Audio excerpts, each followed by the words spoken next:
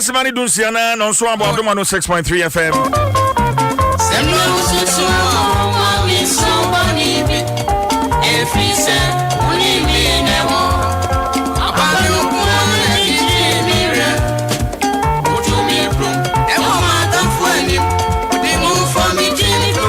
Someone see Achim Batabi Church of Prosperity, Aquaisic, Nasore, and then in Nanai, Ijrigui, Adishabi, Ashra Womonqua, Dunswe Prepra, a pra imwe dimpa. The latest, Echebia Edebebreo.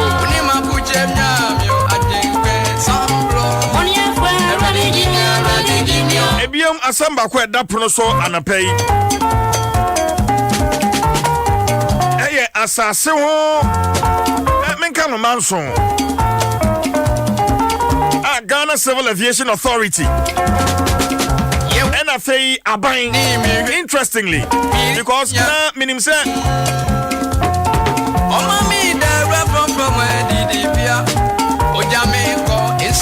Ghana Civil Aviation Authority, a government institution. And Sasi Mienu Asasia Eda Lanquantanai and a fee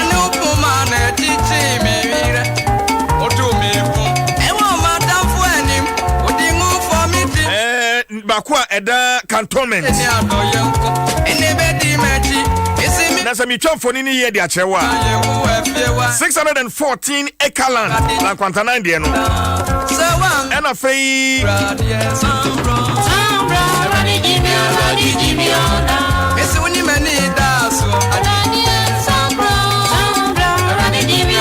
$61 acre. I war cantonment.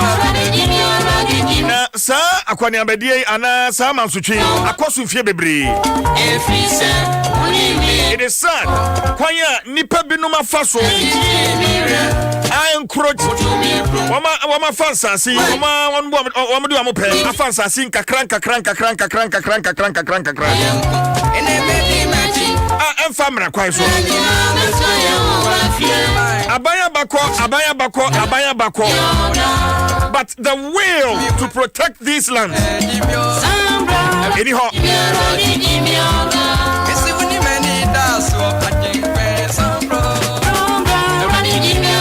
And a permetum was enough mama details. That's me bossy. Na mama details. But my main question is and to trim commands.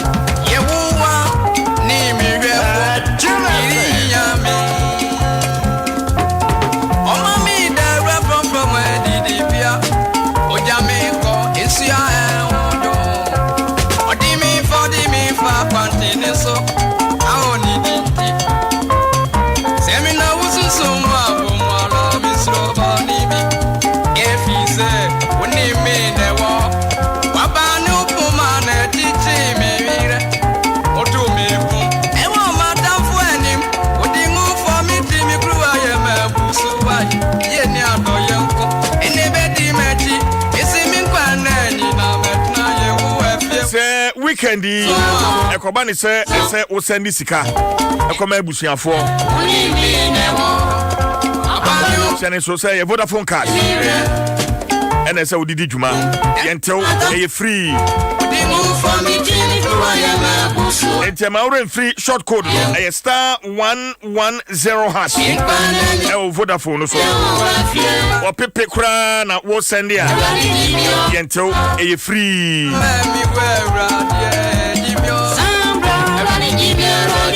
enti fa Vodafone edi dwuma na wasum enyo akwasi azo ba homa no so kwasi CJ boko nyame adom ye wabo adwuma wabo adwuma kwasi what's the latest update enra metie wanwumre no nsia kase ebo no so no na mfoni no akwase nipa be ye aduonu ena ye kase wo ma hwere wo nkwa emu details no say kwasi CJ asatenra be 8 p.m. am free hono na nipa 21 bakwa beka ho anope minyanru ho enra omo ye adwuma no throughout the night and me sure say e bin so beka ho aka ho but I don't get confirmation the nadmo omo my confirmation answer na be hu say ni na ko but asatenra be 8 p.m. say na make no ma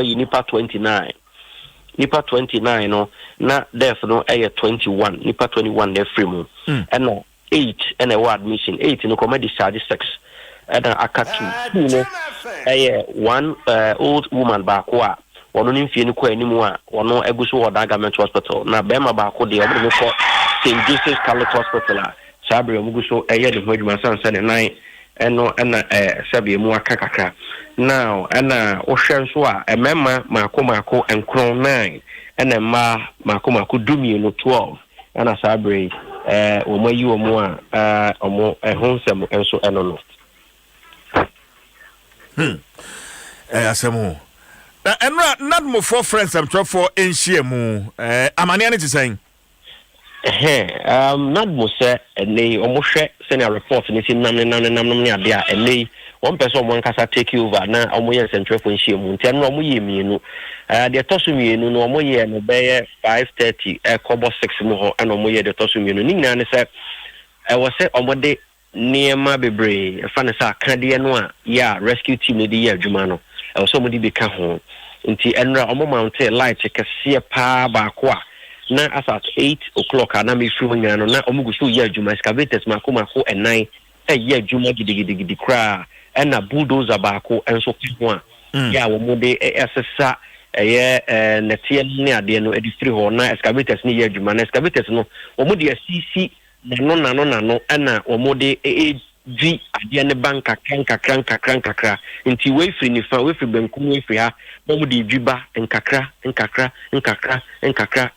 kopim se omosi ehiemu a na kyerese omawie nti asa mbra meka no won se asa nanansa me de to dache mu se busuafo bi ba ho se wo mo busuafo bi wo makeka mu ne ade nti wo mu guso a wo ya no nkakra se na ebe ya obi o hyase bia no ombeko so ayi no enra honorable Eric Kwacheda for Eastern Regional Minister Sabaye and the number tie chiri sanso ebema ye busua ya akonom ne ade ebe encourage team na wo mo ayi adwuma no so konkoso no mo nye honorable Alexin Kumia DC wo mo nyina wo ho asatanra 8 na me fro na on de wo ho a wo hwe nadmofo approach for asodafo wo nyina no otumu se mora no wo shra obi a pese wo mo badwuma de dende no mutumi ayi adofo a aka ade no ase ne de base nyame adom ne yi obi no kwa hurry you be na we free mu so a na ntempa no ne kwati modan government hospital a omugu so a omo ye ne ho adwuma no ne ade nti enra de adwumayefo nadmofo no ne rescue team ne de adwuma enra no omo bogidigidi na nyasem kuma kra ate so dance pra but is it possible I mean ni padodo a wamaka ewo anwea no ase still ayentimi nche number potin wamododo kwasi CJ, the thing is, okay, sorry for no home. Information I was a wunya no, wunya. We are lucky cranoa, ABA, Ubisana set to say no better so. One lucky crowd, I crano near to tramu. Na information I was saying Canada for rescue team no, or more would be any munya. Say ABA, none past senior air cannot say we are busia. Na nothing I was sorry than I say ho, and I say was sorry than nothing is in a bontano. mede ma so to from kakra mo say so far sa information omo nsan share dan kan ye ene nti no omo nim nipa dodo no a egu so hye ho nti omo de omo adwen ne se omo duri asesa na tie ni na afiri ho ene omo duri prapra ho nyina asesa na tie ni na afiri ho wia na nipa omenya omo no na omo de ato omo paper so se nipa sei ni sei ana omo sa kan but si ade information ankasa de omo nsan kan sa nipa se na na sha de na se of course obi enu ha omo sa information nti ama adwuma na yeden kakra ama omo sanse ho na wote kasa kire no obi aka na edusia mienu ho na obi aka na ekra na edusia nan nti si ade omo so omo tu eji na omo yi nipa esase nyina nti se omo dwiri wie na omo nya nipa bia ha na omo atwero de atom paper so se nipa ha ne nya nti si ade figure nan kasa de obi anya ready asorefo no obi anya ready so be ka and again one will say sorry that no more exit a quite be brain real remuni the PP no ade we nyina information anka mu hia say bia gate ba ko da ha ofa ha na remu main entrance ni aha another door ke fa di pie nanka omotumi ahu send no beti edi juma na fa esan se entie kakra ne se brad ne yesa no yesi na bi mu pe se eson di kan ebuye na bi pe se omu dwane pie omu pia bonten sa enti no ase omu pia fa exit ni mu na ade ne bukata omu so enti na information ne se nkomotumi hu all the exita nkomotumi astart afri ho no ne ade na nkomodwe yi nipa no se nka nipa dodo na ensada emfiri mu sa na wase obi anu ho obekere se exit no ba ko da ha ba ko da akire ha ba ko da mfimfini ha ba ko da ha obi anu ho obekere na timi abo adwuma no sije okwa obisa asofo no a se asofo nketo se asori mba o obi anu ho bebia o obi anu nso a wona okra beka kese ade no odwene ho kra wonti ase but yenim ebia na authorities ana asori mpenifo na abom kokose ma mo ne obi ankasa de a yentimi nche sanse rescue team no se many bi twetwe nkomo na omo che se omu hia sa information no na abo mo mudumedi aye omu die no timi akonkan nanso oben wo mo a na obi ahwetwe ne ho oben wo mo na obi ahwetwe ne ho oben wo na obi ahwetwe ne ho enura nipa mienu a wo mutimi eyi wo mo no na wo mo pom tisen wo nyina wo mawu ana na biti ase yeah I press conference ni mu na pani a wo die ni mu de tu da kire mu se omukodu achemodan government hospital no abakotafo se omahwere omonkwa na Jerry eyi omo de omo beto ho no se nipa no se bempreduasan wayemre awada ho nti no abakotafo na woni mudie na omo kire mu se saafo ni nyina no monka atiasefo ho nti me no ka sei omo eyi omo monka atiasefo ho enti me no ka sei adesha wo mafiri mu no abusuafo aba asori ho cheche se bia wo betimi ne asori panifo of panin atimi esinkonya wa hunu bi wo ho kwasi asori fo ne de ba ne se wo mo ba wo ho abun so mo san so be na yenum ebi kura ba adwadwo buwe yewu na wo mo de hye a dokotafo a kire se wa firi mu no mo bo ne din de ko no ne ade nadmofo nso de a table esi sorry no the main entrance wa omukuku a wo mo gi edin no mo ne ade wo mo a wa wo de hye ayera no ba na wa betro anasa wo no be din komo no magye particulars bi na se niam bi afiri wo ho na wo mo de ato omo krata so no mo ne ade a ukọ asori ho so anasa wo de wani hwe ho so a ade tiene ade san every minute bia ohun se nipa foforo ewura asori fie ho ohun se nipa foforo ewura asori fie ho a ene de yen se yen sentwefo de ben ho kura de a na eja wo mo peyen esunsum yenti no ye jeja be bi na ye hwe omo na nipa no so omo ko na posifo no kura ka so omo nsan kura omo se da bi omo kwa ko hu so fani da bi e ho na omo te da bi on person omo ko kwati ade nti na se ade de bia anu an se every minute bia bo choni no aso fo no ma so santen a omo ko ho a ebi mu kura ye ma me no omo ne afi a omo fie no kwa ni mu be ye fie duosia mo bi okura poma na wonante kakaka roko asori fie ho ebi kura so the taxis remu ko ho no ne ade a se asori fo no kwa no moko but o baby pese oni ebi kasa no mu trentram obi kura pese oni ni di nkomo na so authorities ni bi hu a na omama akwawachi no ne ade a se we ene ne ekoso ho asori ma no wo day in and day out osofa akwa Isaac wakasa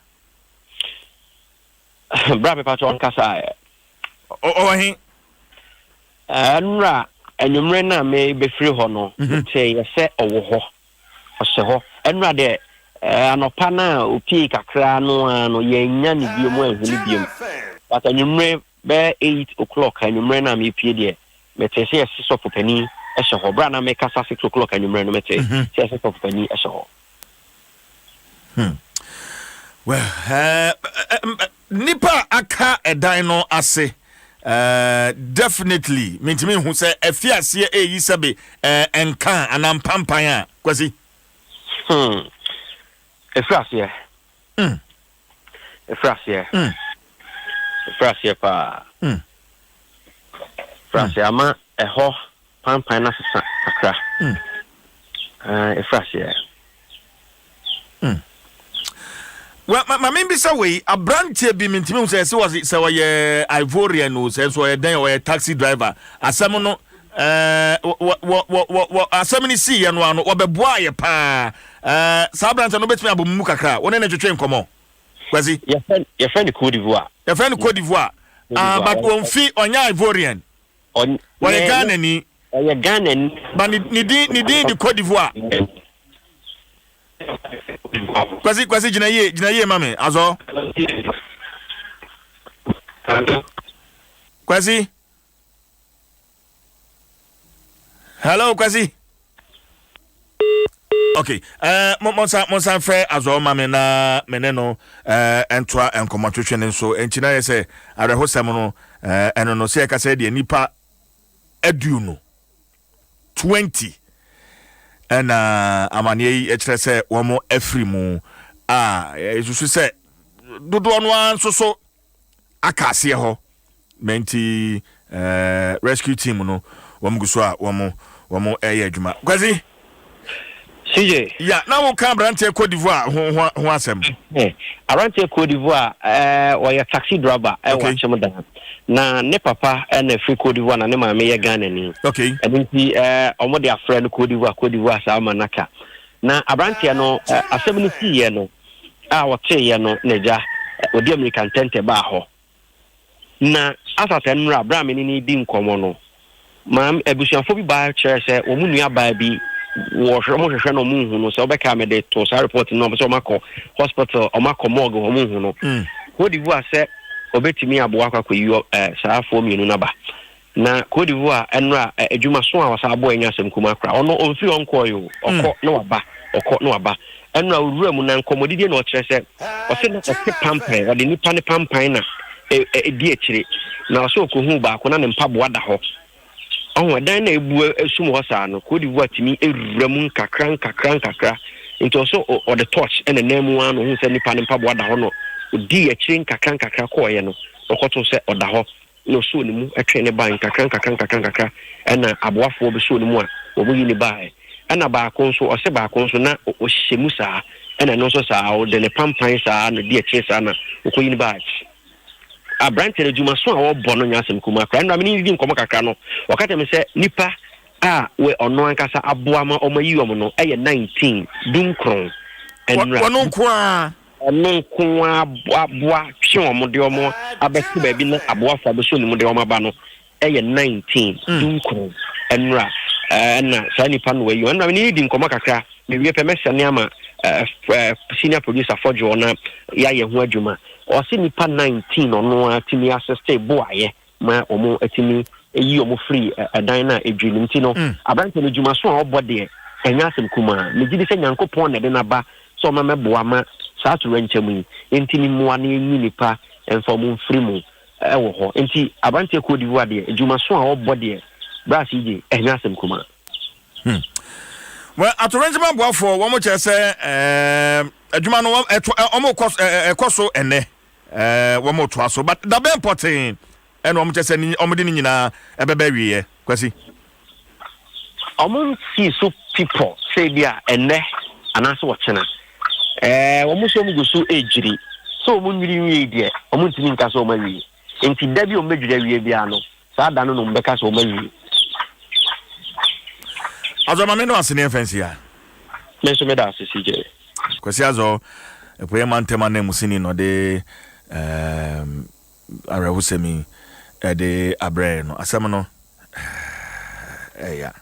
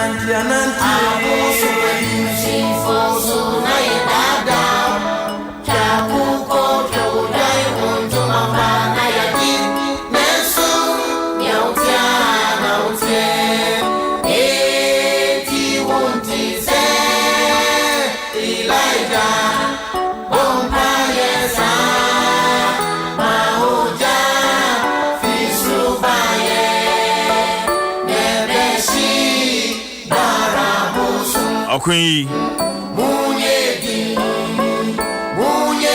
I know I didn't. Yeah, I'll stop on and the Asoma for band.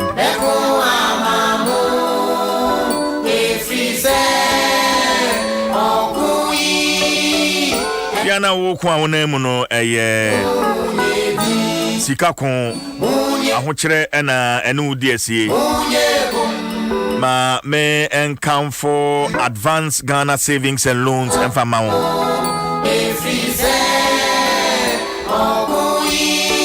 Advance by and yene.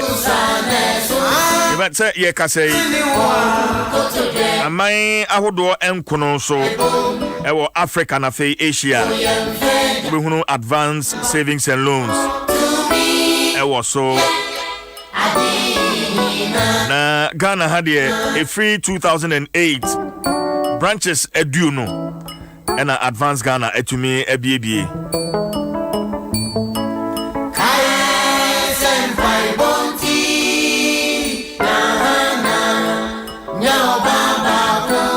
Na wamo nhihye bebre sikasem ho nhihye bebre a ebeboa wo ama osu asomatumi adwo enti hyane nso se wo pesika krabia obetime de wo ho abowo mo ma wasomu adwo wa Advanced Ghana Savings and Loans services bi a omode ebesomo wo ebi rea na fe Western Union money transfer ni nyina no benya bi ewo Advanced Ghana Savings and Loans tibura branch bi a se wo pebisia de ahye wadwuma mu ana so pebebi akora usika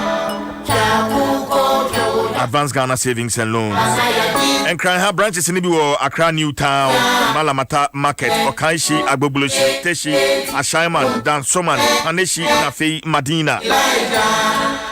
Toll free number now in Penny for entry and come on 0800 355 355. Advance stronger together.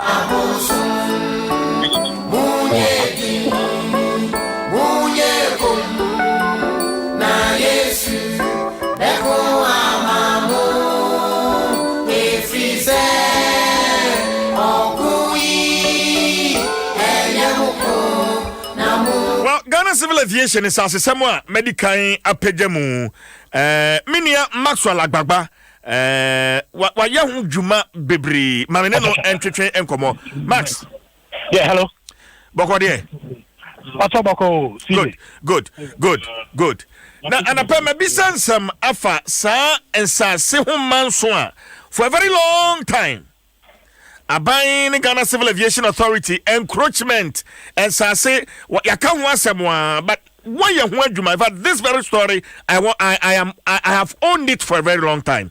Maxwell, what is the latest? Sa asase ho manso. Well, the latest, let me say, you call baby Nyensa actually.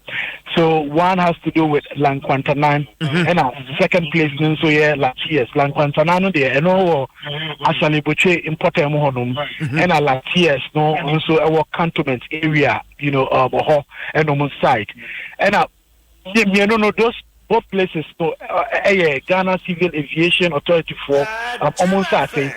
The latest one, the year who Juma is gone, and no matter, and also that in Sasia or Lanquantanan, Latias, no, in some year to say NSA. I mean, from this information is actually from the workers of the Ghana Civil Aviation Authority. Okay.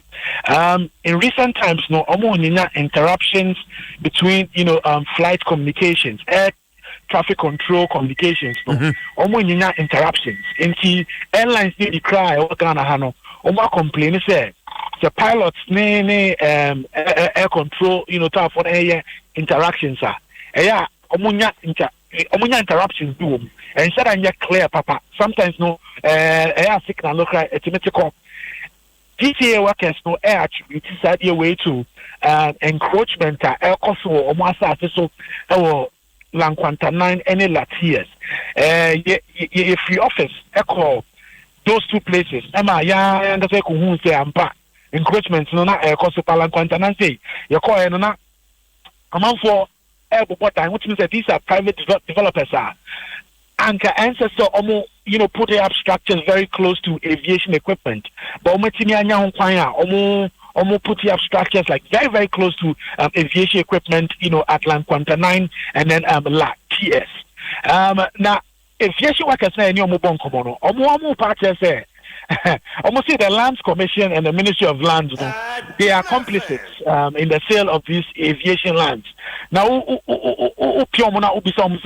are they saying that these two state institutions are complicit in the illegal sale of the lands? Because they know, it is the Lands Commission and the Lands Commission that can give these lands out.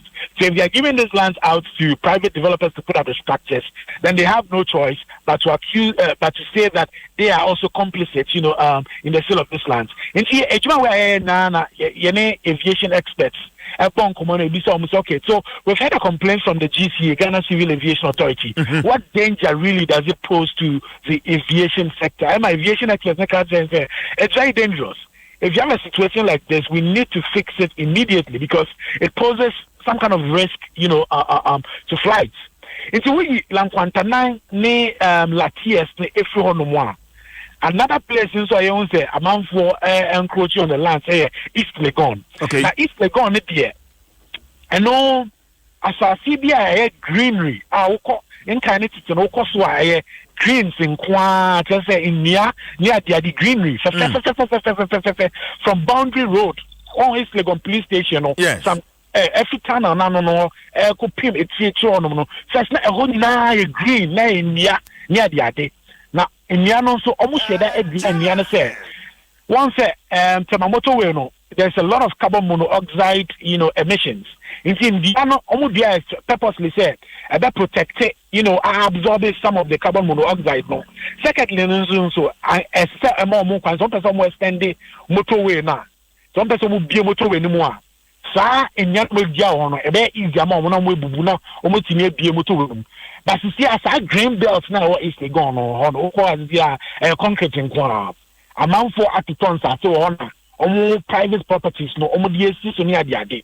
Now, Residents Association, for a very long time, they've been fighting this, the encroachment on the green belt. But I feel like they've not made any progress. In fact, in 2009, there was a declaration by a court in Accra.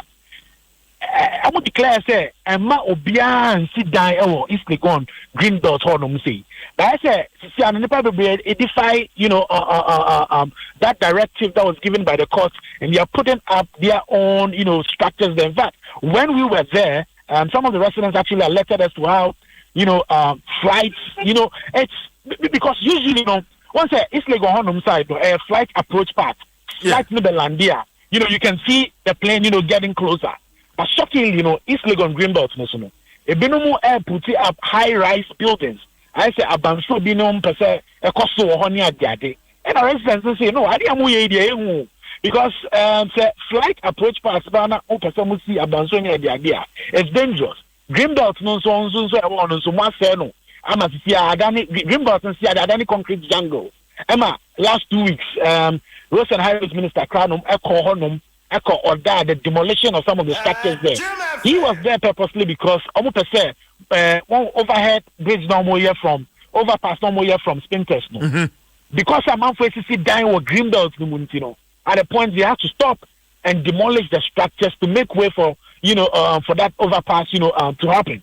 And see, and then in some also in East Lagos, see a VOR equipment, pilot signals near the idea. Who call East Lagos to see Anna? A man for air to sit down very close to the viewer. But Maxwell, VOR, Naka first, Mramupan, about 300-meter radius there, and can out of bounds. Before about that close, Maxwell. I'm not that close. In fact, to the extent that you see, and walk on one event center. Event center, you can just imagine, if there's a party or there's a wedding or anything going on, the interference that would, happen there, the human activity, there and all of those things. And the residents of East Legon are raising concerns. Say, it's very dangerous, and we need to do, something, about the situation because I'm going to see that getting very close, to the viewer. And the event center, and also, one thing our residents may raise concern, about. And see, Lanquantana, Latias, and East Legon. CJ, in some I also okay, Maxwell, Lanquantana Assassino, Minimsa, na initially 614 acres. Yaka say Aka, I'll do any akuhu, Maxwell. Well, workers no, you did workers no ebon komo, you did move on komo. The Grenadians to me, they couldn't specifically tell us. They couldn't specifically tell us acres Aka, but they are aware of what has been taken, and they tell us there is a chance, that has been taken, and they feel that it would impact on the operations, on the operations of the aviation sector. In they can't really pinpoint exactly, how much has been taken away because they tell me that there are still negotiations, to take more. So they wouldn't be able to tell me exactly how much has been taken. But they tell me that it's a chunk, an appreciable one that can affect, the aviation sector. Fantastic. Maxwell, Maminja na many experts and train and come. Maxwell, good job done. Medase. Maxwell Agbagba is my colleague on a Joy News and a year Juma. Na Mamene Kasama for Edema Coalition of Professionals Association, Ghana Civil Aviation Authority. Ora William Amwakumene and train and come. Mr. Amwako, good morning. Good morning, sir. Apomo Kodie. Yamiadum. Yadanyamiase. Mepe abakosam kakra. And Sasia Ghana Civil Aviation Authority ase. Edida henfa ne tetete etise meche ekes dodono eyesen afi mame ho abakosam kakra. Mr. Mako. Yo medase ena emse michia wetiefo nyina. Emse nsasuna asem no de yedi ache. Na meka ne say the yen mpanyimfo akasa those omutua na mo bi ache say ye feel say you betimi solve problem no but briefly no sanya ubisa no nsase no ye wo nsase nketen bi to say amuka East Legon ye wo young facility ba friend viewer isiso one of your very important facility ye use send ye be ya flight be call up and down wa ye nya problem bia basically responsibility aban de ama yen asese yen say international community no Ghana signatory to the ICAO no one ama yen airspace asese manage and asese manage no efficiently and safely inti yen na sa abe what the ama yen asese yen land one of our tools are use if you say land na ye be dua ye free bi ne ade wo so ama aeroplane yumsen ni twema ebitimi use sa nyoma no won abe land safely and say obi depart safely nti two important lands apart from the East Legon dina mekano ba koda land kwantanai Madina Sarabuche Road, a very huge plot, 614 acres. Okay. That's okay. Good. And Bakuwo Labad cantonments and your friend La Wireless. Now La Wireless, what happened? They say government of the then Gold Coast and Ulizi from the stew. Ulizi for a period of 99 years in 1948. Let us say expire 2047. That is correct. Okay. Okay. Okay. Expire 2047. Okay. Now, what you see, no, you know what they are my ejuma. Into ejuma was so younger wall. The blocks young machines. Some of them antennas associated so. Now, I'm say 2018. Now, banye su ohiabi. Part of it, no, they are Juma in terms of the Yempenny call agreement, and we get 30 acres out of it. And no crano, La Fonen Kasakasaka crab, but finally, Ubia 10 Wasema, we about 31 acres, no, what the year AU village. I am saying, Yenya, Humfaso, Emma or Mano, into 61 roughly not catch, as a year did the Juma.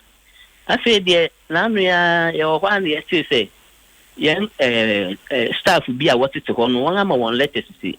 As I say, if you want your letters, catch on by word of mouth, say, or Babe, as if you want assassin what the one Lancroft, yes, oh. As I see there, saying him say, a lease land, into time no cry and so ye, into say, if anything I say, Mrenoso.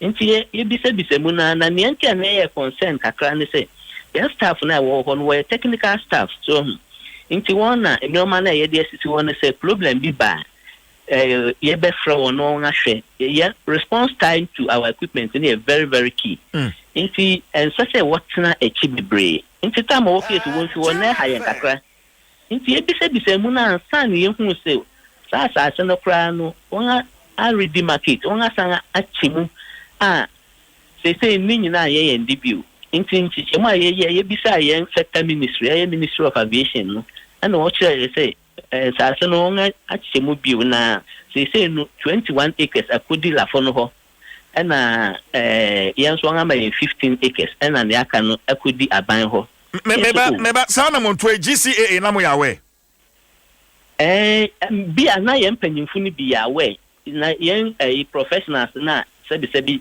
yen na adwuma na obi anya we nti efi improve me kakra okay nti amaye fi ase bisai nti ebisa no ehwo na ebe ya we say even yen ministry no kra no originally no won ya we well what say you know kra na yen ministry kra no won an come from the beginning let alone say yen ministry no so be invite yen because normally no what they live with the ministry. In fact, government na oja assassin ma yen. Yeah, government agency. Yes. Inti aban no wa me agreement on oja assassin ma yen. And those assassins so say normally land commission and land ministry and so.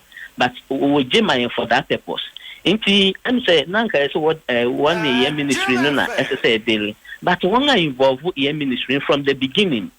Inti minister no ma ya we say wo frɛ won na wo catch won so assassin ya san chichemu nti me ayade amamuni from the information or the mind they were also not happy but I'm say what pressure no one ntimi anya solution bia inti ebisa management to say initially na watcher ni nyina no wan ya we actually wo frɛ won meba entina hemfo na etena ase eye san hyehyɛ no because se mo management say omo nya we a ene na hemfo na etena ase eye san hyehyɛ no mesama ko yunti ni information a yenya ne say eye land commission ene lafo no na etena ase na eye san hyehyɛ no na em say lafo no de won no kyerɛ say one aban na daily into one land commission but yeah one the civil aviation na daily into what the assassin ma aban into aban no ono su ja assassin ma ye into ka sa aban no fresh civil aviation better assassin into sana ekoye into ne can say any reasonable deal be a sabe mo be ye no so obi wa assassin no so na ye say wo so keke asem adena ye no your mining thing one of the vital things that the war mining into won't mean just wish away say made the match assassin keke as the same nipa na was no and can we involve when you know so say no me wa ha into some way and sa pe be affect on man no e wo okwan say o man ye eno ne the beginning of the whole into lafono were happy and abansu ye happy na chere say ye happy na yan proud ni I can say ye an agent of aban incident na aban jasase no sande ya fufu inti sa aban wo program bi no operation land commission wo program bi no opeso ya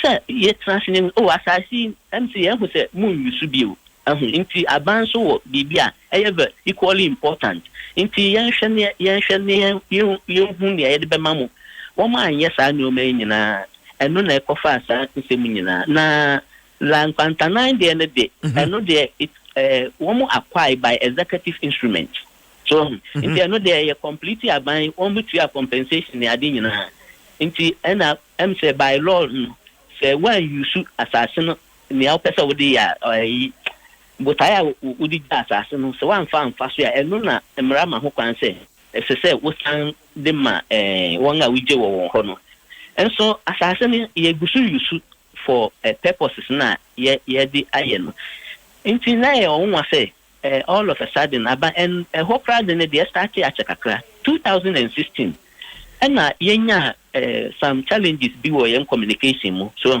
inti ye put to pressure wo yen management so no wo to in free ni bia ye de be ye adwuma no and yes yen engineers no enko wonko duadua assassin mo wonko install woko ho no ne hu say langas wo assassin no so so nipa no odi ani mu wo frɛ no Clement Jato nti wopam yen krofo no say assassin ye ndibio nti na ye wo a abanga ma yen adwuma sɛ ye say ye adwuma no na rama ko bata me bawo sa Clement Jato yi ono na wo kyerɛ sɛ wɔyɛ adwuma wɔ lands commission no yo sa na ono kan also ye adwuma wɔ lands commission also ye head of tax force wɔ land commission Dwaso Nsem inti in fact na hayen inti ya ne management trust and ye bisa mu ne ade nyina ne ehu sɛ ye management inti me moayen inti in fact 2016 ye call strike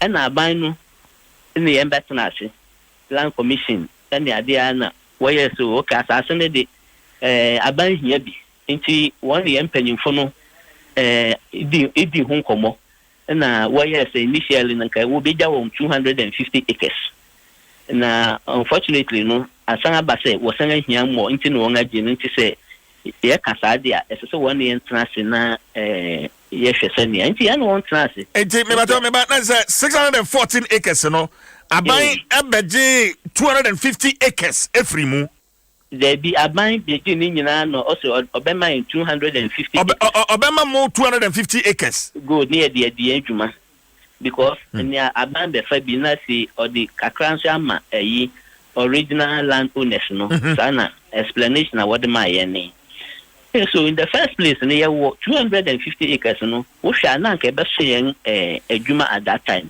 but ye were projections under normal circumstances no because I need him say land no problem your projection for the land ya committee hu international community ye ba be we nyina but sabi yen say saban na se Inti sa bank so here bibi sa to da bia na kan ye inti indirectly no ye te ase 250 acres. I feel that all of a sudden ye pese ye ayi ye twa ho hia ye wo ho ne ade nyina feel de ye kwa na Adom Nsem bebre woman ye te ase say I don't know cry 250 acres bi na 150 acres. Inti sana abandi amaye train yen the land commission yen aban at that time quite until finally no there was an agreement to say yen 150 acres no for now near yen protect no na one share because one demarcate a land no for so many things one share by be another 100 on the same piece of land na mayen into yet na ye resume work and na bibia died into all along ye plans na ye guso ye ho adwuma say ye wo be 2021 ye be we 2022 ye be we was 100 acres no so no was 250 acres no 150 acres na what they are my no and I was on be my another 100 okay good into eno ho na ye tetia na afi de ye hu say enwuma bebre so sa ho no ubi sa say yen size yen part no we here obi antime nkyerɛw so modern wa ha na sɛ modern wa ha nti yen management akon ntɔkwa sa wontime nkyerɛ yen sɛ anase sɛ nkronfo so yɛ adwuma ba na ɛba ho nti unfortunately no fa kwa yen machines ni bi wɔ no wo gusi yɛ adwuma na free ne ba ko twa yen fiber optic cable nti ha yen bebre na fe yen communication no I am very much affected, and Ebasana, the safety of flight is not guaranteed. Inti my son rising, and I am penning for a woman idea where engineers no immobilize one even with the support from Ghana Telecom engineers, and I will buy natures will be with me sort of say from there no near who say I'm fine and see from near Kasi Yaya, or Bakosa Juma to check. Esa nneoma ye dua for me na hwe ya responsibility aban dia mayen yentimi perform na yentimi am perform so ya Ghana for this sobo no beboy say nipa ye adwuma wa civil aviation na ye de yi asem nsa na mu ntimi ye adwuma dia na che say mo suni fa so enti ye decide say ye de issue no beba out na aban no ne won say and even development na wo conscience no once one who say enya asase bia na ese se wokoto na wokoto e bit na affect nti basically no sa nneoma na akoso up till now okay oramako ma membisa we womo didi ba mon sase mu yi womo ye ankrankre individuals and so government officials say government officials so say yenim say majority of them are ankrankre. Okay. Your information we may be wrong, but the information say as I say na won ageni and yes be a ban adwuma bimpo na what dey maybe apart from one or two majority no echo individuals ho me hwehwem bakra ma ye and say asase no a won lan kwantanan no say e ka say aka 73 acres pe ana mudidi dwuma no kre you am say near the Juma Cradi and Minka. No moment, no now. The last time I had the land commission and the land ministry meeting, and on all cases, they say no, Yandana Aka, what did Jumani 73 acres. But the American says that initially for our case 80 acres. I said it was 73. Into the actual acreage, the Yantimin determined until say maybe to send me a lot and a TS, then I want I know the one my a lease of 15 acres. Actually, it is 14.95. But I mean, one I mean, I know the Ubet if they say, oh, Yama say, but has the one what the man on there, and there be no exercise. Let's start with the corner. And at now, what one aka 73 acres for us, but yen to me, me Niaka just say. The effect, the rippling effect, or majuma mo no so. But me pe details of my last meeting, Honorable Henry Korte, chair, then if it's a meeting mo ba Ramako. I'm saying the last time yenya communication challenges into anunti my course right and I say take industrial action no. Na Minister for National Security Honorable Kandapa Ebaha and only Mbekasai oba appeal to us. So I don't know a effect on national security. Inti onono besom na wadi hudwuma. Inti yenya regime na yesan kwaye adwuma. Inti o kan se yema no na otwepe obe set up committee to go into it. In fact, na actually plan and it's 3 days no set committee no. Inti we were so happy say or move in the right direction. And all the honorable record a year chair for the committee. Inti you meet on some few occasions and honorable Henry Cote didn't mince words because say niaya kanu in the right direction. Inti na or try say or best solve a problem. You go up and down kakra. Say actually no I say the whole thing will be depending on the two ministries, that is Ministry of Aviation and National Security. Into our charges that two bodies say they should meet outside committee. No one come into agreement, taking into consideration all the technical issues that we have brought to bear. But for some reason no some meeting no antimi amaso. Into near train say yen the obefre yen team ready because now it's supposed to be a technical committee. Yen team ready. I call 3 times. Land Commission phone and Land Minister phone. Yen minister no Land Minister no antimi anye one meeting no so no one come into some level of agreement. Into I don't know go up and down ni still no na affect yen adwuma no. Into and under normal circumstances no. Henry Cote committee in the Nanke Gusu Yajuma, but I'm saying BT challenges be into me achieve SSO achieve. Well, I say Yambra near air crossing.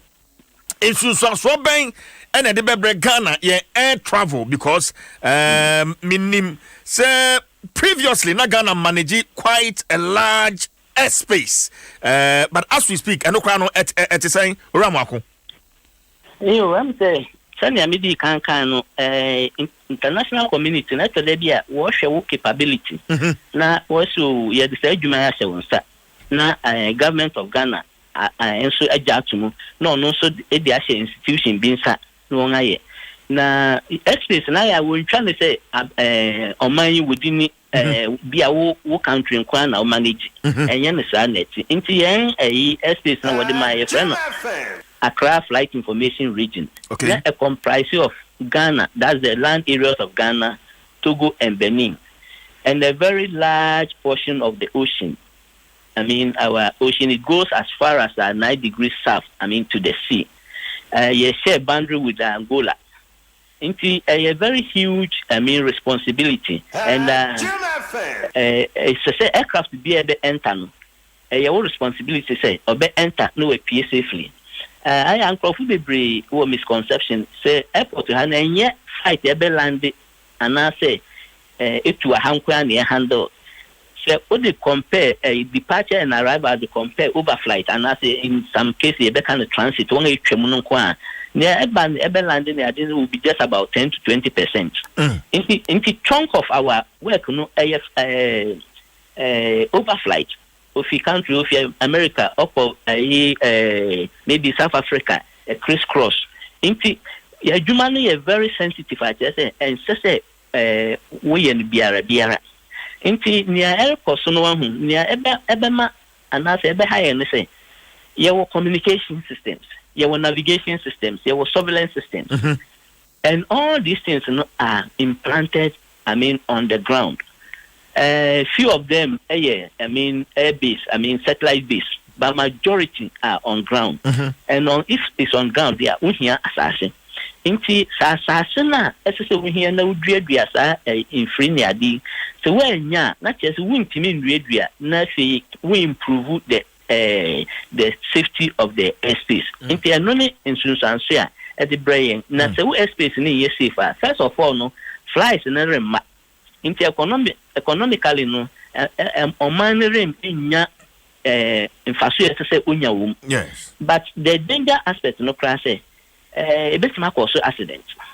And fortunately, airspace is one of the safest. Say we survey when the pilots in the airlines kasa one back catch so one of the safest because maybe we take steps to ensure say necessary but unfortunately no current development no is a bit eroding all the success just last year under this same government a huge success to the extent say in terms of safety you are the highest in Africa. So and no na yet say yes that abano the current government also need vision for aviation and normally so abane bano the vision be by yebema vision no ayadwuma absolutely absolutely yeah who say abano a very good vision for aviation nti asi nyina ye support ni omani achieve vision and in aviation the number one word and as a keyword is safety. You can have all the economic benefits. If you don't operate safely, you lose everything. Inti yandene say, as I said, traveling public is safe. Inti say airspace is safe. The aircraft is safe. The airport is safer. Then it means say your safety standard is very, very high. Inti anuna ama eto debi ani slow because your communication challenges will happen. Na controllers na wahan ubia hopopo because ubia ampese.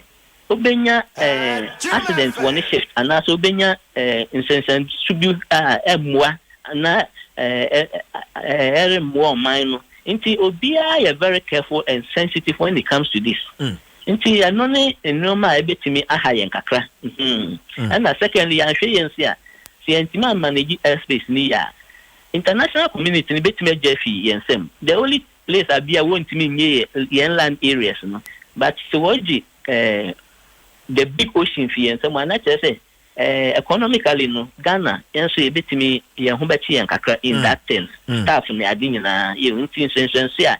Samuel may bit me the brain. Mo VOR no a war is Legon.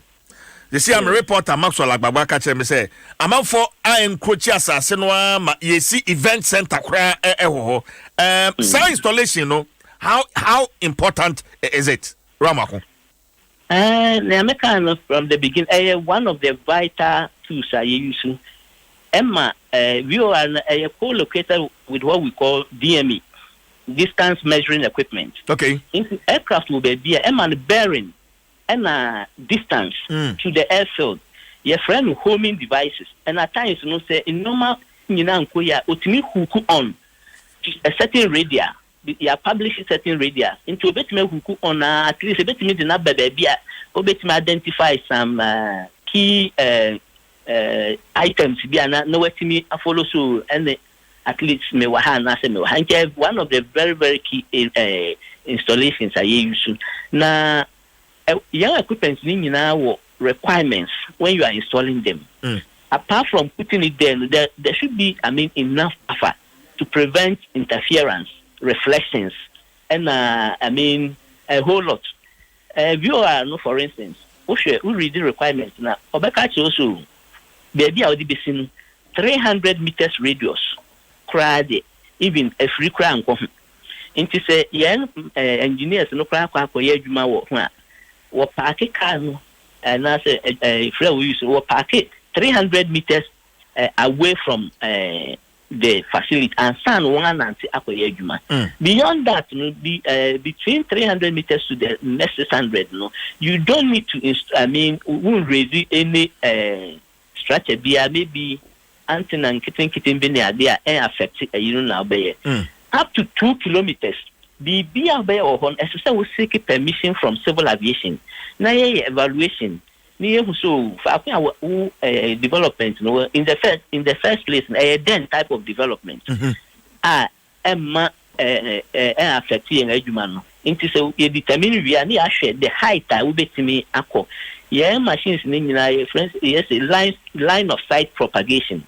Inti say u block yen line of sight ne pe yen timi nya enough either communication and say that surveillance information na yen timi nya inti yen ye be ma permit so u building e betima ko 1 story 2 story and I say this height, but in most cases no one year few people na e ba one year see u be no won asi bibi wo ho na unfortunately no ye wo the power to even demolish these structures by our act 678 as amended to 985.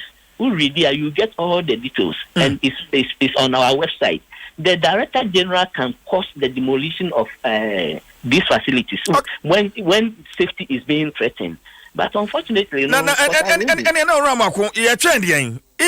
there's an act, say wahonuma, yanchama aturenchem NC, ansana.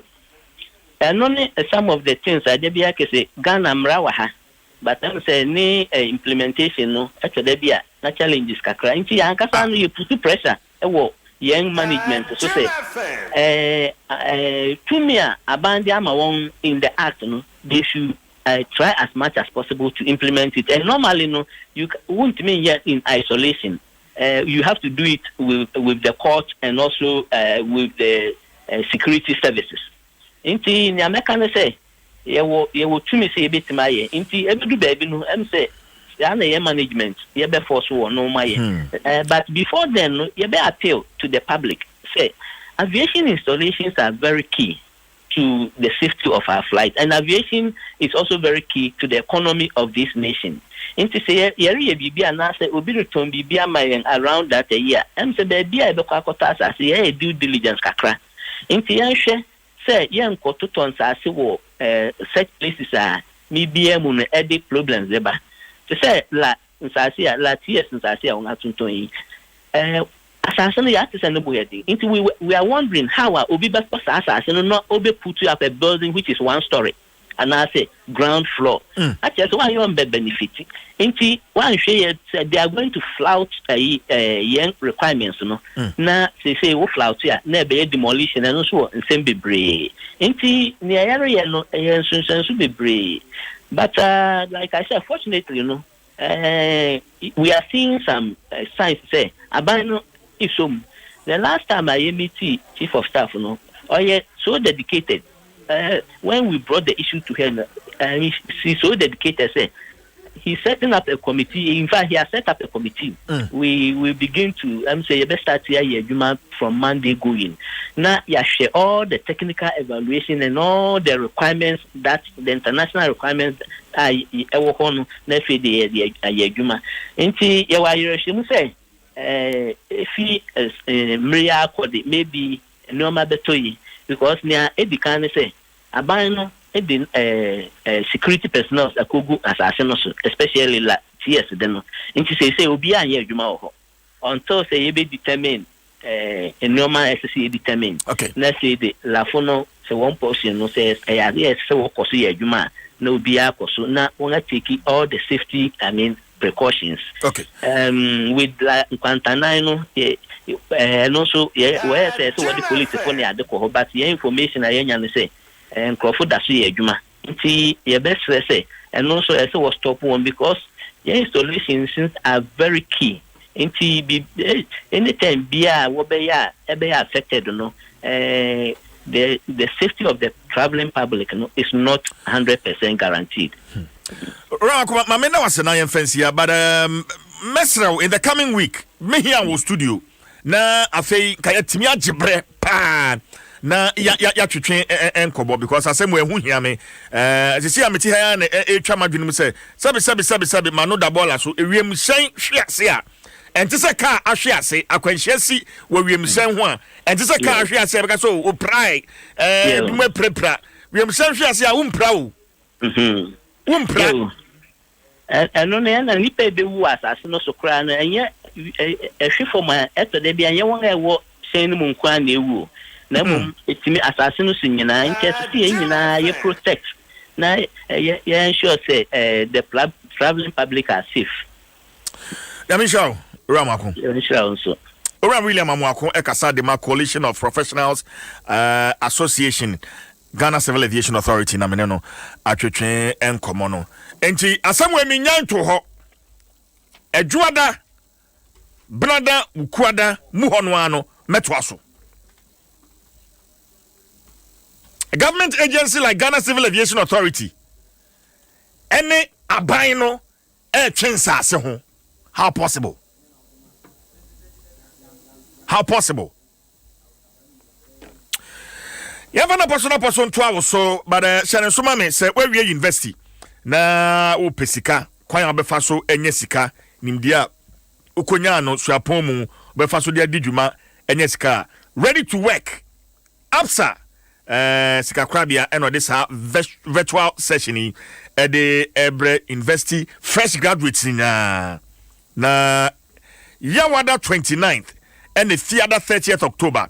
And as virtual sessions ebebaso and in before eba bechere say ufri school mo bay niema wo be ya ebetimi aboa na fresh graduate when sika de etwitwa wo ho etisha so sama me. Remember it's Thursday and Friday 10 a.m. prompt and this virtual session no ye de bro absa and bro it's time to get ready to work yendidi fruit ehunhia pa vitamin C no ewumu no eboa ebusu ye immune system no enti nnuaba bi te se ekutuo abrobe mango vitamin C wo mu pa enti ama no endoso wodada aduane diem. Live strong with iron aduane de eno ane iron nnuane na paso ekwabato ya do matrase aseda no Vivo smartphones, stunning design, superior quality, Belaqua Active, Dura Plus, where Dura Plus goes, water flows, latex from your partner for life. Vodafone, the future is exciting. Ready? And Agbeve Herbal Center, Wayaresa, Efi. Meguya CJ. That's what. And fiala fiala so de emuade na wotwe nsem bebre NSC eso asedana na ye de be ma twedi amponsi efi se nsem ni bi wo honom na ote a wasomya wo che batabidie ene nnura ni esi wo awo hia nya akwan no so kwa mu anwanwasem anwanwasem hwe bia ka no afro akogina so chese wotwe hu a ka ba ko afratena ba ko so moto sa asase wukoba na ade aseda ma twedi ampon abusia da wonkrata na poso bre na adru soyi na ene ye de daily statement na be hyase da wonkrata ensem awode ababi efa Ghana ba panin Rebecca Kufuado sabre campaign wo mu den wo yo campaign e di amaniku na the bonkrata yi say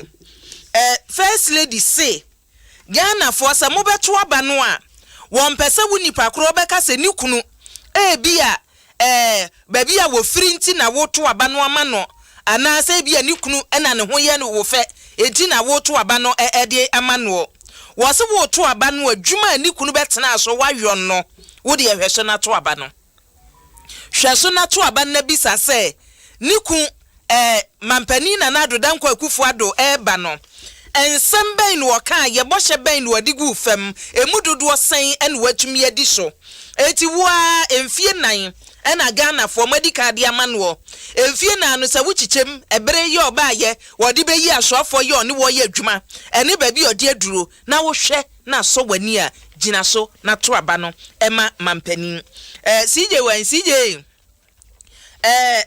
what first lady asemo a working no who say wonum kunu ti so very active was Ghana for nhwe ni kunu record so no monto aba ma no na no mo ye interview no a mo bisa mampani dada se na yire wen no se na yire wen oso wo ho na wo ye adwuma from was say amanfo adi tragu no so nti won pese wo be yi na nim bi wo sa yeah na ensem bi amanfo bi akeka afa no ho nti Ozi zembi amanfo akeka afa no ho abra no wo mo aban mu no eti na se de buafu ana se se wonye campaign debi enye se ne buafu wo ye adwuma James Chase wo ye adwuma wo ye adwuma on the foundation wo se sane tie o asema ameme ne wo kan no emfansa mfa hwene so because ye koye nim e wasem anything se wonum kunu ba bedi ade a se wo hwɛ mrekuni na enkyere ne first lady e wosa wo ye wa bra wo kunu te so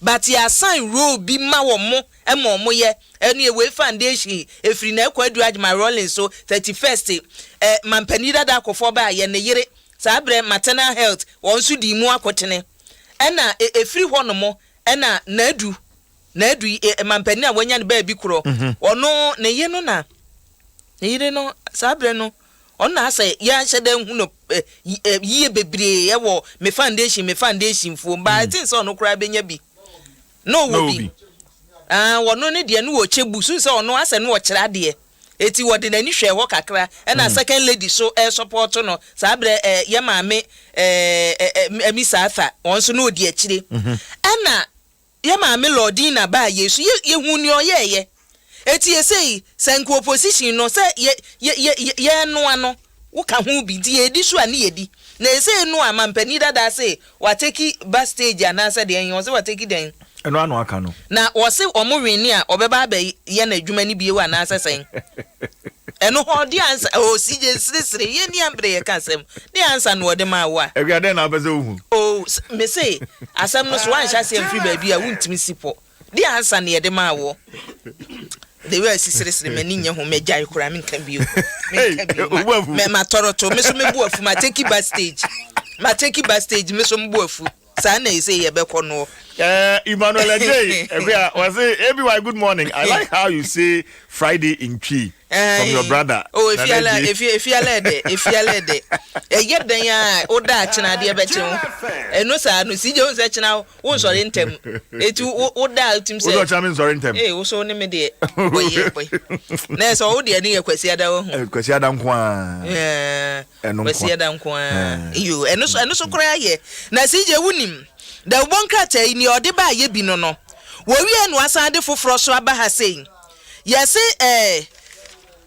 kani DC baako en wo se abanyi betena aso no wonya hwe kura no wo se ambulance ne die aboa wo se na ano onu ankasa nim na card pawu okada ni bi na emirika ambulance ni di dru wo ebefa wo kada ni no en wo hu se da bi ade no enya dwuma we die aye adwuma na we ye former DC ya chese mfimfini mantemu na no wo en wo chese adwuma amampani ba ye wa ye ba ko pewi die wo bebo na ba so ohu no ye NDC DC o ba wo hu se ba ko we die ye en wa ba bonten ya former district chief executive officer no wo Aguna East Dr. Martin Luther Obeng ena wo se wo bo aban na ba so eti statement de yode ababi no na CJ yemfa daily guide na asem ewom no wu se omu ekokum yesusu se okokum emrahye badwani infanteman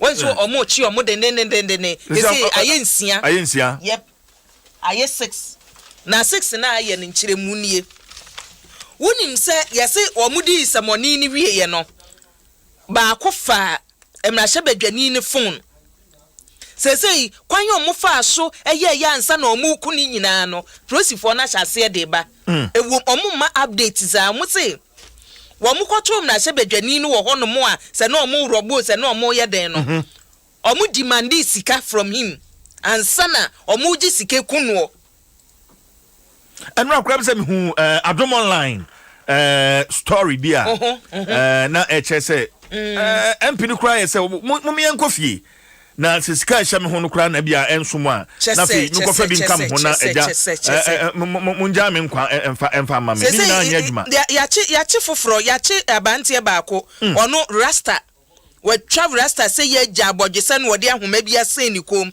enyo unya daily guide a na nim say twa ase baako fo kwan woda say ubetumi ehu ono so akamo na daily guide ase yen share dansi sudua se wono en wadi awoniti wakata na nim kakra esu hu so watwa mpesempese ewo ha asonda no abu akum omanfo wo se wa hu se wo yoba enti nim se sa nkomo we be interest wo se ye ma position meche leadership positions bia ayana akoye se wontime nye ena wa yo ba ena onko sa niema no ewo ho na mamente sa nkomotwetwen emfiri ho na afei manyane ntie se vice presidential running mate for the NDC Professor Jina Opoku Agyeman wone emma bi behiem na afei wo matwetwen koma women empowerment yes eno ho adwuma yes eno wo ma sha ase yes ko so na ade bi fa mhwenu machiro meba mame kwa homa no so na afei mini anti na koshi or secretary for National Council on Early Childhood Care and Development Centers Ghana meneno entwetwen enkomo antina good morning Adom FM apombo ko de nyame adom bibia boko ya da nyame ase o wakoye obey ene sa dwumadi asisi a me boss we bia na po betimi aboa na fei wa share your experiences as a woman in your community ana adwuma woye mu ama wen hu se esese ma womu role a womu play in leadership no yeshemu kena obetimi share your experiences kakra antina yo me da se pa me tie fo nyina na mi amekani se me early childhood council secretary yeah private practitioners na every say ya dis ahunya no ma me no associations nine early childhood ejuma no ye nyina ye council ejuma ya de share yensa no ya yetu mi ehu ni se emma eneye edodo se uhwe Ghana hakra na information a ewo hot say Ghana population number 49.32%. Ya do ankasa we find koda in my income we amankwa women na se usha ye wa how bebre wo ye dwumemu say ya ne mofra eye dwuma as a council na utumi hu se emma ewo ahonkeka ewo abadaye ewo adoye na oba ye bibia oyi ne yam eye ne ye yenka se mema enya ade mema ya ade bamba bebre ekoka mema ne ho a ena mpuntu ankasa beba ye meyimu nti mimi susu se oba oja de woni a wefia ni nimdie mu no udi ni jina pempenso bi a ohwema ne ye right enti den pa na wo hwe ni mu sa nkomotwetwe a eba bekoso Professor Jina Opoku Agyeman ene emma efa leadership roles a say wo mo play what are your expectations antina yo me da say ni ame hwe kwan say ewie engagement where yeah manu yeah mother of many nations na Dr. Kweju Africa say utiti oba awatiti memuni nyina nti yeah ba engagement ni aye hwe kwan ni say oba here say bia obe ya political na bibi ya neutral early childhood council ya ni aban ya ejuma ya ni obi ya ejuma tini aya hwefan ni se why oba we dum pempenso kese bi wo Ghana ni wiase afane nyina no obe boa ma ya organizer no na ya capacity building programs aya hwefan ya be facto ma ekuoku awo ni nkwada ya ejuma ya zero 80% no inti anka ye teachers ni ade ni nyina ye be build capacity if you say of empowering women now and you say can one but place systems that will help support women because oba hu ton one abofra aye de amaye inti ye hwe kwan say bibi papa be fi mu aba ama emma nyina titiro emma ewo early childhood mu antina niamdi be choto me ma wonye pese me nkumunya me ma wakwanya na fe wato nsafre emma na wo munyina wo de ho abehye saa enkomotwetwen yi emusa na be ya wo so ombetime ho emfa so antina yo me da say so we Ghana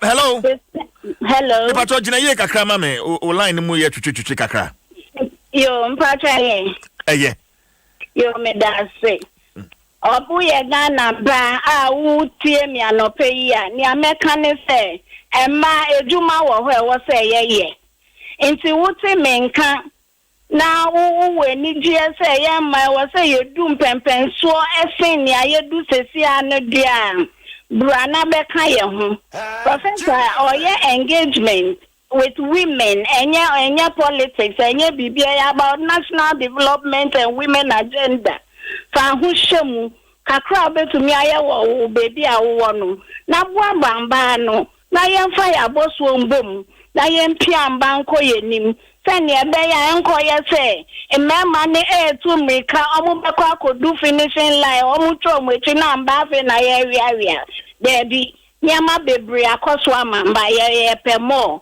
inti mo na ye no broni beka say all hands on deck baby awo bia enye political fa hu shem sani ebe ya emma eba ma ye hu so yes shese nyame ye ya domo in the next 5-10 years ebenya first female president na I started with Oba advice Oba ejina sije Oba yewe no yam push the women's agenda na yamwa mbema no na Ghana entumpu ewa afene biemu broni beka say holistic development that involves empowered women. Yes. And na meka. Medasi Antina ma yemfe NC here betwitwe nkomo ebio. Antina Koshi is the secretary for National Council on Early Childhood Care and Development Centers Ghana. And ameneno atwetwe nkomo no. Mekuya siye yanko ya ni mo ho yedisi ano no yanko ya ni libre ma memfa Daily Post ento aso mampani dada John Dramani Mahama se nyame ya na dom no obedi ade a galamsefo a ya chi wagumo nyina obema omo amnesty oso obema omo amnesty efise wo hwe kwan a ye fa so ejai Aisha Hwan ye jai Aisha Hwan na Ghana dehye ya bonumu ene wo mayi ye wodea na adodode ehya asase mu wo se me kwa akotu bi edi ni ya kire nipa no de na kwa akotu mu a wo se ade we de ntwaso mu eti so oba ni edika ne obeye no no won ka se wo ja prison fo nyina wo a enam galamse so ayedu tum bia no you come home wo be san ba fie promise no ba ko we any manifesto so or dia ka what your minister of communication and no fie ha enka ehwania Jataba minister of education no Jataba na sample for ji na Jataba ku kuduro no mini ba bi odi firo me de na do bebo pu me de bebo pu goma chirabosom kura enka we chirabosom se what no nyom no se Ghana nya obi adea Ghana nya ndc de nya MPP de nya obi adea obi adea bi obi a wo chefa yento abani nwesi je ni atensem ehia mame no asena me nchia Professor Justice Nyema Baule Professor Baule, me elder no. Oh, Saon. I'm elder no. I Pentecost. I had a wonderful session with him yesterday. He's a brilliant. And Michiani P. But Dean, University of Ghana Business School. And meneno I want the office. You train come up papa. Any ubeshia bebre because me kakra mehu no ho. Who say no kra no ba yene no oba radio so be programs we you na ordinary join to hono mo a but they say your man Dean nti yes say o makrepo no nti Professor Baule, good morning. Good morning to you. It was a pleasure meeting you yesterday. CJ okay ibaguro ni guy abrantem no aba ogina wachi o say happy birthday nkoma Samuel Shrabe Siam Mensa. More grace and God blessing from Ariwa 05. Hey, bravo. Elias Beguro Brafo. Beguro Brafo. No one am there to honor. Ma by you. Eric, I see you do bwedi. Siam. Kejwa. Dewa. Minu apana edin birthday no. Oh, Saon. Yeah. Oh, I see. Siam Mensa. Jerry Justice me aketwa na edin birthday. Oh. Same, now Adom Sports, yeah. Oh, Fakata Nabra. Samuel Siam Mensa. And the Kenya. Me, I'm Jerry. Fakata Nabra. And then classroom 50, class 1. And then Meshine, Papa Samuel in Shabas Siam Mensa. Yes. Fantastic, brother. Happy birthday to you. Yeah. And then Meshine, Pa. AKA Obrafo. Sir. The nickname ni de Mwedu. Obrafo. AKA them you. Lieutenant. I am a pressure. Ranten Maya Crado, the latest from the world of sports. Adom sports page. Na you support team men Ghana. Ghana. Papa Ben bio pa ne wa ha. Uyi Kotogo free wa. Team Papa Ben ene wa Ghana ha. Asechezin. Why be sada mama umwaya o say asechezin. Team Papa Ben wa na. Ma adwene na mabo a kire wo no. There be say team Papa Ben as a me kire say ye Kumasi Asante Kotoko Krobia kuma pema apembeba. Every wa. Bobo ku Papa Ben pa. Ena wo Ghana ha. Afi yenko outside. Na hozo so me yu mo ho. There be na say me support Kotoko wo Ghana. Lihin fa pu. Yeah. Chelsea Ben. Women's Fellowship no. Manchester United. Hey, sir. Eye kokoko. Baby ah. Boy. Adom Sports number one. And sure, come on, you shout it one lie, and sure.